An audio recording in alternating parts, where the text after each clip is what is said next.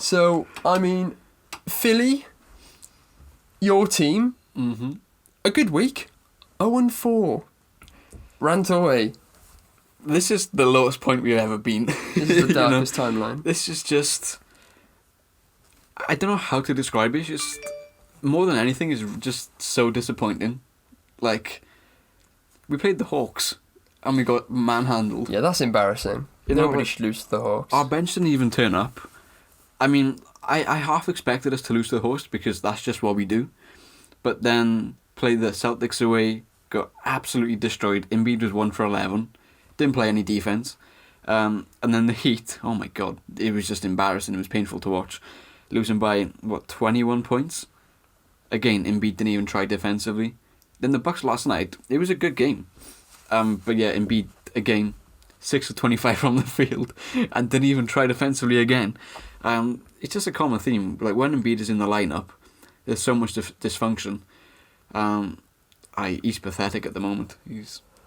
So, talking about Embiid, last week we were talking about him coming back because of, like, he wanted to play because of Kobe and everything. He came back 2 weeks early, and that's why I thought, okay, you come back for one game, he'll probably sit out for another week or so. He's played every single game and he's been awful since. He doesn't look like himself. Probably injured. You can partly blame his hand, but at the end of the day, a hand doesn't affect the way you run or your effort. Or no. The only thing it affects is rebounding, which Embiid said it is tough for him to rebound. But that's not an excuse for him to not even try defensively or like not run back. Like, at this point, he's just fat and can't run. Like, he used to be arguably the best defensive player in the league, or had the most positive impact defensively.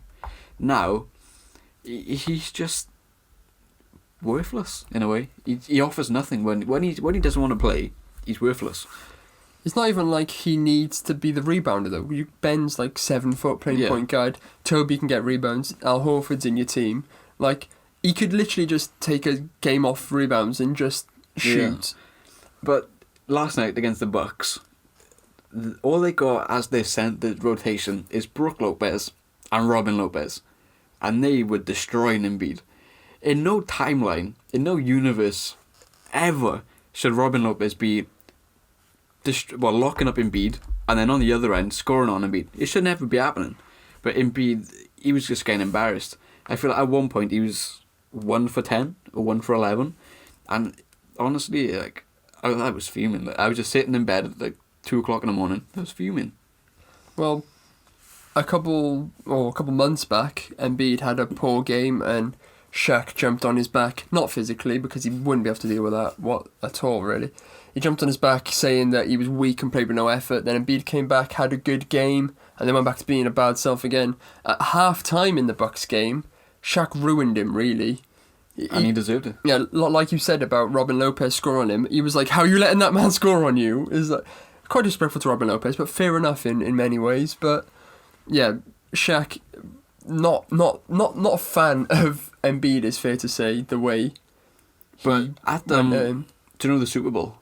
Shaq, don't watch it now. Shaq spoke with Embiid and Simmons there, so maybe to give some advice, and obviously they didn't listen. Embiid didn't listen because Simmons has been amazing.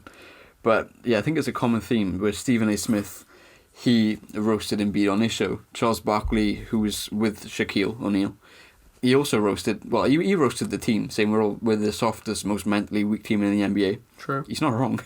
We are, and. Well, you look at Shams, where he reported the Sixers had a players-only meeting, led by. You'd expect your best player would lead the player-only meeting. Yeah, you think like somebody who's been there for a while, like Ben Simmons or Embiid. Well, you look at Embiid as the best player. You look at Ben Simmons maybe. Al Horford was meant to be the leader of the team, but no, it was Josh Richardson who stepped up to tell the team to get back on track. And I respect Josh Richardson for doing that.